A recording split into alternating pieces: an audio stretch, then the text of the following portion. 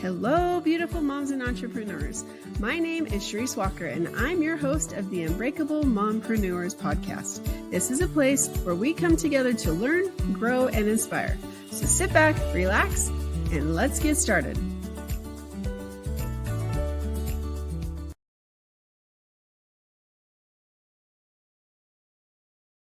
Hello, Unbreakable Mompreneurs. My name is Sharice Walker, your host. We'd like to talk about leadership because we're a leader in our homes, we're a leader in our businesses, and we're a leader in our marriage and our lives. And so that is what I want to talk about today with Maren. She is I'm going to let her introduce herself, but she has a lot of experience in leadership.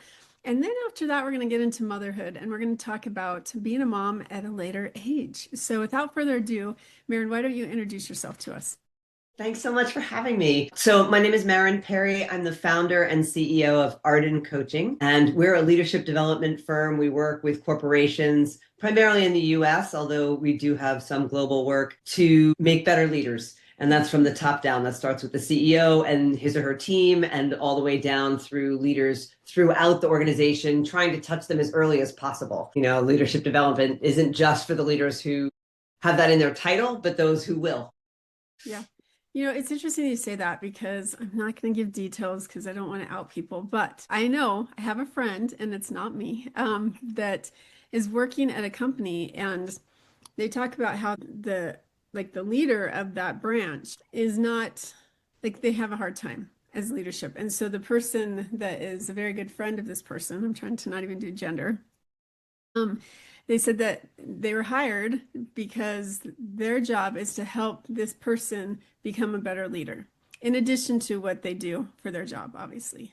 And managing up too. That's doubly challenging. Yeah. And so it's interesting because with my husband, this person has really given a lot of pointers and a lot of tips and things for even my husband, right? And so it's just, I think that it's great that no matter what position you're in anywhere, as you talk about leading up, I really do think that that impacts people as well. And sometimes you make a bigger impact. I'm talking with Grant Cardone. He has a guy that started with him. It was two of them, and Jared is his name. And so basically, Jared makes sure that Grant is the person he is. And so a lot of times you don't have to be the person in front of the camera to be able to make a difference in this company or world, right?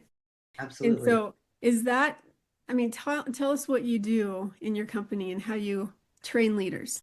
Yeah, sure. So at a senior level, we're typically working one-on-one. So those leaders would have an executive coach. That person that you're talking about should probably have their own executive coach to work with them one-on-one. And we're looking at not only the behaviors, you can get lots of information online about behaviors. You can find out about how to delegate, how to manage your calendar, what you should say in a meeting, how to create an agenda, how to create a succession plan. All those things are available, but that doesn't mean someone's good at any of them, because we're not only looking at the behaviors, but we're trying to get underneath that to the thinking. How is this person taking in information? How are they making decisions? What are the filters that they've taken information through that they don't even realize? Now, this is the glasses analogy, right? Like if you're wearing rose-colored glasses, everything looks pink. If you're wearing green glasses, everything looks green. And you take them off and suddenly you realize there's a whole different realm of color out there. Yeah. So can we, through our work with the leaders, help them understand what color glasses they're wearing, right? What they see that they don't even realize is a filter, because none of us see the world as it actually is. We all see it through our own experience, through our own opinions, through our own values. So by uncovering those things for the leader, we can start to help them see where their bias is, like where their car pulls, I like to say. You're going down the road and when your tires need alignment because they're like, right? And you have to work hard to keep your car straight when really it kind of wants to always tilt. Well, that's great if all your goals are that direction. But if your goal is a different direction, you're going to have to retrain the car, or at least be aware, look, my car pulls that way. So I have to work extra hard to see the things over on this side. Because I don't think that leaders try to make bad decisions, right? Everyone's doing the best they can with what they have. Yeah. But usually it's the stuff that we don't know that is our problem area. I call it the tool belt. And, have to make sure, even as a parent, that if you just have a screwdriver, it doesn't work with everything. Like even a flathead, maybe sure. Yeah. And so it's the tool belt. If you have different tools in your belt, the more you can draw from. And that's why having a coach like you, because you can see on the other side, you can see a different perspective. And so that's good. Yeah, and it's not only the tool, but how you use it, right? If you have a screwdriver, but you only know how to turn it one direction, you're never going to be able to get anything undone, Yeah, right? So that's where the belief system comes into play. It's not just the tool, but how you use it and what your instinct about it is. We certainly see it, I think, in our relationships a lot, where, not to out my husband, but that guy cannot hit a hamper with his socks to save the planet, right? But he doesn't see it, right? It doesn't matter to him. It is not important to him. And so I think our habits and how we see the world and what our priorities are, that certainly plays in as a leader. So at a senior level, we're working one-on-one with folks. And then when we get to their team, how do we then take each individual person's situation and expand it to the team? How is the team operating, right? Just like a family, you have the crazy one, the smart one, right? Everybody has a role, quote unquote, but how can you use those things to optimize the team? And where is it getting in the way? Where is it that you don't have a particular amount of discernment or application or creativity? What is the team missing? And how do they work together towards their very important strategic objectives? How is that team optimizing who they are as people, who they are as leaders, who they are with their team, to make sure that team is a high performing and cohesive team? It's interesting because I volunteer in a community group or a church group, and we just switched the leadership. So we had some women who had been in a position for 5 years. And so all the girls had grown up with them because it's 12 to 18 years old. And now we have this new leader and whole leadership group. And it's just interesting to watch the dynamics because I think I'm the only one that's left. Everyone else has moved on to different positions. And so it's interesting to see, because leadership is a big thing. Like when you go into an organization, how are you going to run it? And because you're going to be different than somebody else. And so how do you rally the troops? How do you get them around it? So what's your recommendation on that? For a new leader coming in? Mm-hmm. Yeah, I mean, you're talking about a lot of things there, but I think you have to understand what the job is you've been hired to do and what your role is. Coming in as a CEO is very different than coming in as a vice president somewhere or head of a department somewhere. So who hired you and what is your mission as an individual? Then you don't want to come in and change everything until you really understand what has been done thus far and why. Especially if you're coming into an existing team, they were part of all that. They did the best they could with what they had. And so if you come in and instantly change everything, they will likely feel disrespected. You have to be careful about the wording, and they may not like it even when you make changes later. Getting a sense of what has happened. So when you come in and you're new and everybody else is existing, I think you want to get a lay of the land and make sure you understand what on their side first. You can think about being on the same side of the table as them instead of across from them, instead of confronting them, right? You want to get on their side of the table. They've been there. So you have to move to their side and figure out what it is that has happened thus far and why, so that you can all then collectively say, where are we going and what do we need to shift, if anything? When when I became the dean of a college and then I became the director, every time, like it was a different school that I came from. And I would sit down, I don't care if it was 100, 150 employees. I sat down with every single one of those employees and I asked three questions. One, what do you like? What's going well? The second one was, what do you wish? If you had a magic wand, Yes. and you could wave it, what would you change? And the third one was, where do you see yourself in 3 years, 5 years? It was interesting because there's this one girl that she wanted to be a teacher. She wanted to teach the students, and because of her appearance, she grew a beard. Like that's just her hormones. And so because of that, corporate would not put her in those positions. And so I spent the next year that I was there for a while, and we got her into the classroom, and she was one of the most beloved teachers in the school. And so I think that when you're giving people power to actually feel safe enough to speak their mind, that it's like that's where you're going to get that value, and that's where you're going to, those nuggets that you don't see because you're not, I call it in the trenches, right? You can't, you don't always know. I would add to your great three questions, I would add what's important for me to know, because I think that people who have been there, they know what you should know. They know what no one else will tell you. And so having that information, I think, is key. That is so good. So what are some challenges that are facing leaders today? Oh gosh, how much time do we have? I I know. think the number one thing we're seeing this year live is uncertainty. Yeah. That there's a lot of uncertainty in the marketplace. Some of our clients don't know where their product is coming from or how much that product is going to cost them because tariffs change and the policies change, and so they don't know what their bottom line is going to be coming up in a way that they had been able to predict a little bit more accurately. There's uncertainty in staffing. AI is having a huge impact, and that is in people's day-to-day work and what an organization is going to do with AI. How are they going to use it? Is it going to fundamentally change what they can offer? Is the competition going to be brutal? Are they going to have a company, or are people going to have a job? So there's definitely that aspect. I would say uncertainty would be the theme. If I had to give 2025 a title, I think it would be uncertainty. Well, and because we're like this will air in 2026, right? But it's uncertainty. I think, I mean, going into the new year, everyone, as a realtor, one of my hats that I wear, and I've never seen so many buyers and sellers like almost scared and angry, you know? Mm, It's a different world. And so it's like, okay, it's okay. People still have to live in a place, it'll yeah. work out. But it's Yeah. very interesting. Uncertainty is a very, very good word. I like that. Well, and we were debriefing one of our clients a couple of weeks ago about what we were seeing across their organization. We do many leadership development programs and coach many people. And so we have a good sense of the culture. And we were debriefing some of the senior leaders about what we were seeing in the organization.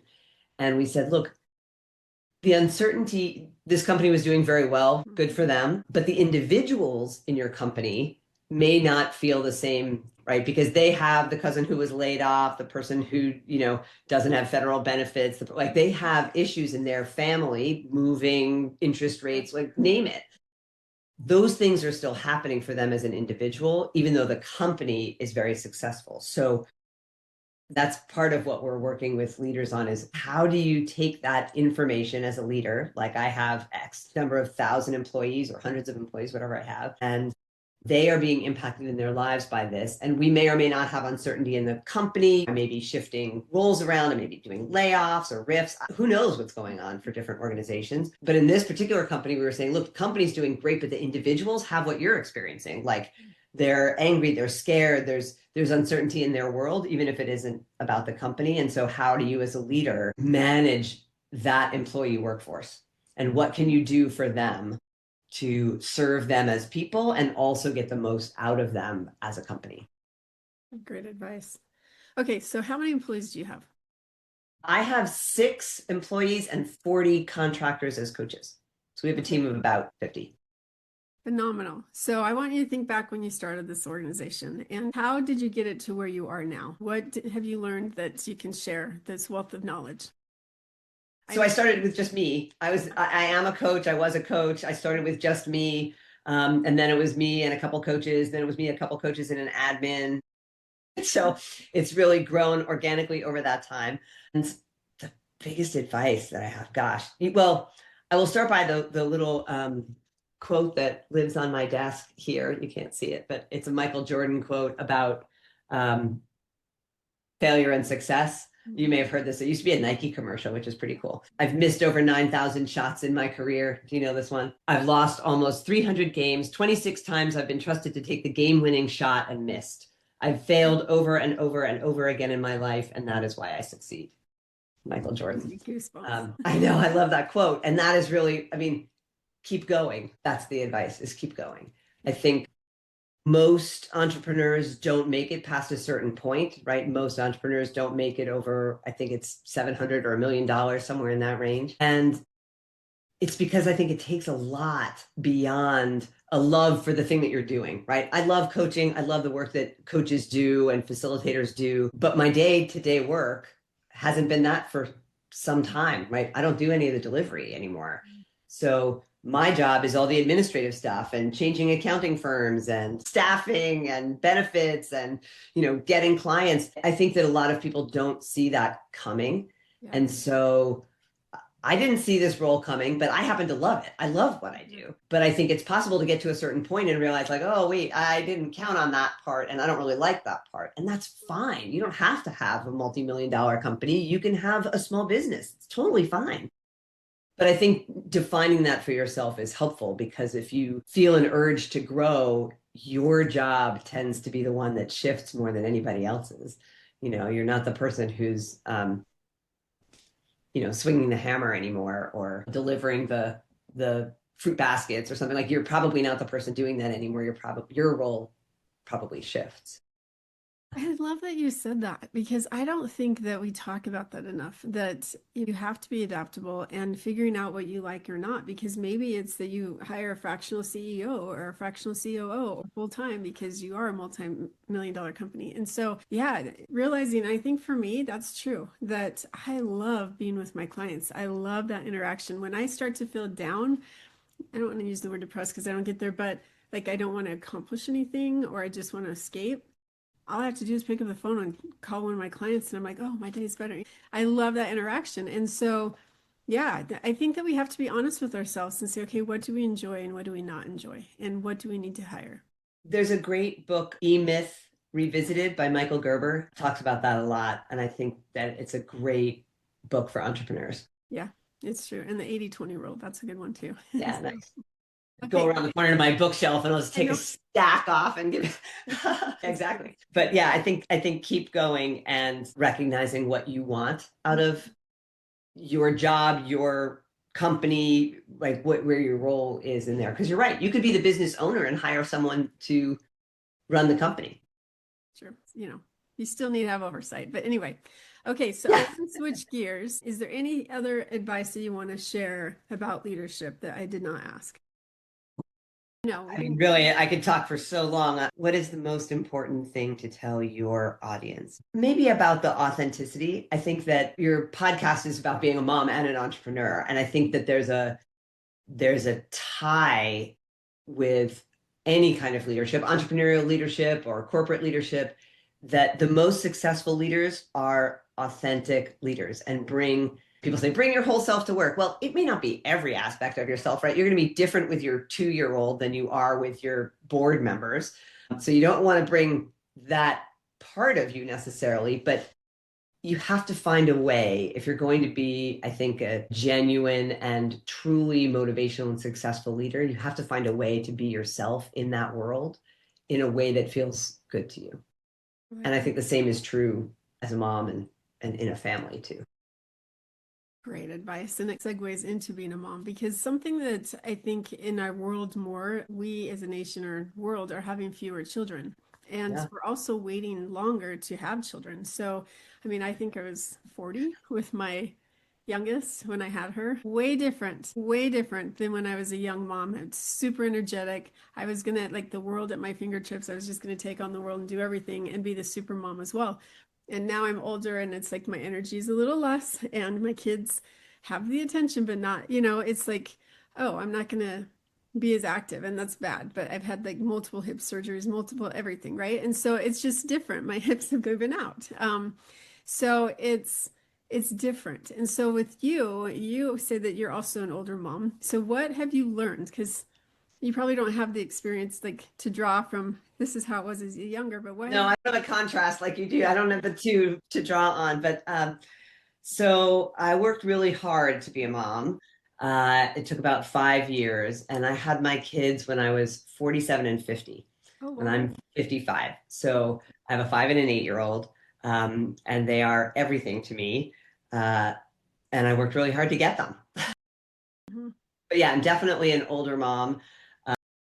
Geriatric, according to all the doctors, which is so flattering. They really should think about the bedside manner of that. But yeah, it was quite the process, but I wouldn't trade it for the world. I love that. And congratulations, because I think you don't have the contrast. And so this is new to you. I don't think it matters the age. It's new and exciting, and it's like everything's a first. And so Yeah. I honestly, I think that that's great. I did not have kids when I was 25. My mom was 26 when she had me, right? Yeah. Different generation. And I feel like I am such a better mom than I would have been Right. That's really 20 or 30 years ago. I feel, yes, I cannot get off the floor as fast. That is 100% true.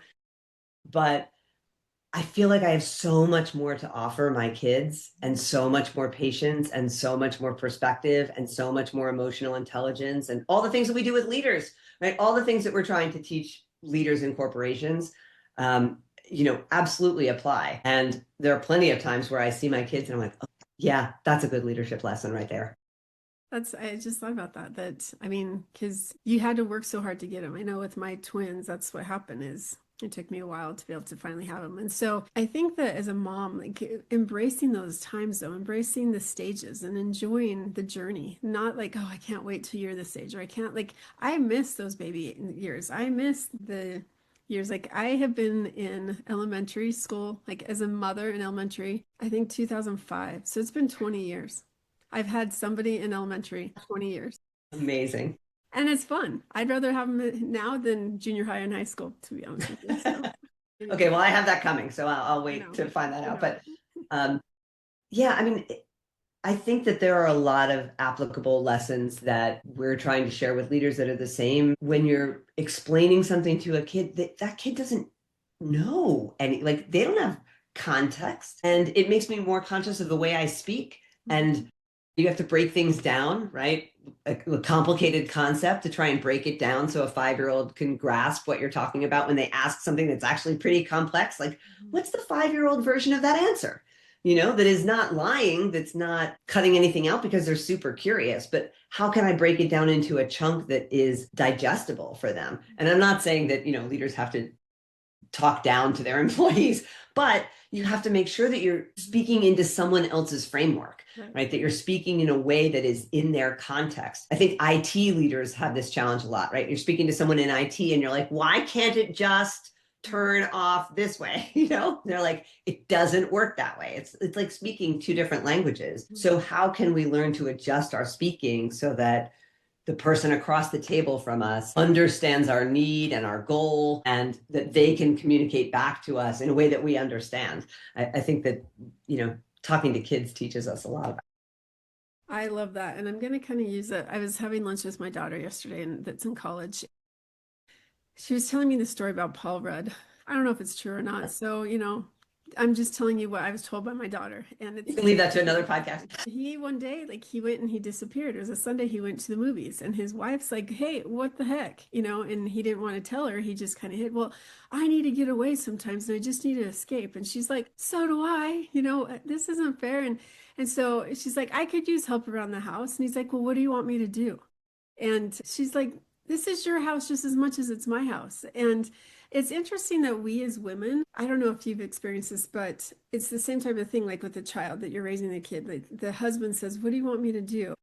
Well, why are you asking for my advice or my opinion? Or, like think for yourself is what some people want to say all the time. And same thing, you might want to say that to a child. Think for yourself, or think, what do you think? Like the kitchen's a mess. What do you think needs to be done? But I think as you talk about speaking to those people and speaking to the audience that's there, I think that we have to adjust the verbiage and also understand what's coming. Like when my husband asks, hey, what do you want me to do? It's not that he doesn't know what to do. I think it's, what can I do to make you happy? Right. And so I think with a child, when they come to us with things, or when we go to them, trying to put it in their perspective, how they're going to receive it is so important. Because like yesterday, I could not get my daughter to stay in the same room with me. And I'm like, what is going on? Like finally it's bedtime. I'm like, sweetie, what's on your mind today? And she was kind of all over it because she's so stressed out. Like junior high, she just started, and it's a huge adjustment that she's not doing very well with. And so how do we, as a mom, like help our children through these different processes? What have you found that's been helpful for you? I read a lot of parenting books. I think what you did is a really key tool, which is essentially like calling a timeout. Not like a disciplinary timeout, but like a pause, like, hold on, what's really happening? Really, it sounds like you're checking in on how she feels and what her experience is. What's going on with you? What is upsetting you? What is challenging you? What is hard about this? What concerns you? What's on your mind today? All those things are getting at what her experience over there is. And because you want to help, but you can't help with what you know and what your experience is because it's totally different. And this is the same thing in leadership. What is the experience from the other side? Whether that's your peer or your client or your competitor or, whomever you're speaking with, child, can you understand it from their perspective? That's like that belief system part that I was talking about previously. Like, can you get into what their belief system is? Oh, well, this person really upset me, or that class is really challenging, or they said that in the hallway and it, freaked me out. That world, if you can understand that world, and I don't have teenagers yet, so ask me in a few years, but with any human, your friend, your girlfriend, your spouse, whoever it is, if you can understand their world, you have some way to have that exchange back and forth. Because we're these isolated people, but how can you get inside someone's head or inside someone's heart except through language? And so you called just to like, well, wait a second. Let's take a pause so that I can better understand what's going on in your world. Because I see the behavior, the like freak out piece and the, whatever's going on in the room. But how can I better understand what you have to share so that I can get over there on your side of the table and offer what I can, if I can offer anything, or at least sit with you and be with you and hold your hand through it, even if I can't fix what, Josie said in the hallway. I love that. Just sitting with them. Because I'm one of these overachievers. And so straight A's was my thing. Like I had to get them, right? But for her, she's like, why do I have to turn in that assignment? It's stupid. And so my perspective's a little different. So trying to like, okay, it's okay. It's junior high. Let's get this process. So I have 2 years to train you before it really does matter, right? And so just as parents, it's hard because we're parenting from our perspectives and from what we think we should do. And yet the other kid on the other side is like, yeah, I don't agree with that. There's another way. Yeah. And I think parenting is this conundrum and balance of, look, I've been through some of this, right? I have a few decades on you. So like I have some idea of how things work, but what if that is not what is right for this other human soul, right? I want to impart everything that will be useful, but where do I draw the line? Like, are good grades important, or is that my bias and my perspective? Like, is that just where I have come from and that's what I believe? But is that a universal truth, or is that true for me? And then how do you draw the line as a parent between like, well, no, this is what I believe. This is my value. This is how you will be brought up, right? And then you can go make some other choice when you're 35, but you're like, you're going to get this far. How do you choose that as a parent? There isn't one way to do that. I think that's a constant balance of what do we pick as parents? Where do I draw the line of what's mine and what's yours? Yeah. Mm-hmm. And that's changes for every child. Yeah, yeah. Yeah. And possibly over time too.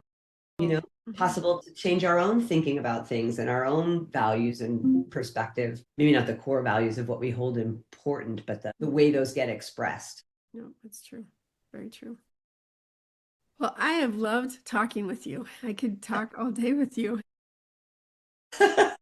We can't. So if our listeners wanted to talk further with you about leadership, how would they get a hold of you? Yeah, the best way is through our website, which is Arden Coaching, ARDEN coaching.com. They can follow us on LinkedIn through Arden Coaching, or me, which is Maren Perry, MarenPerry.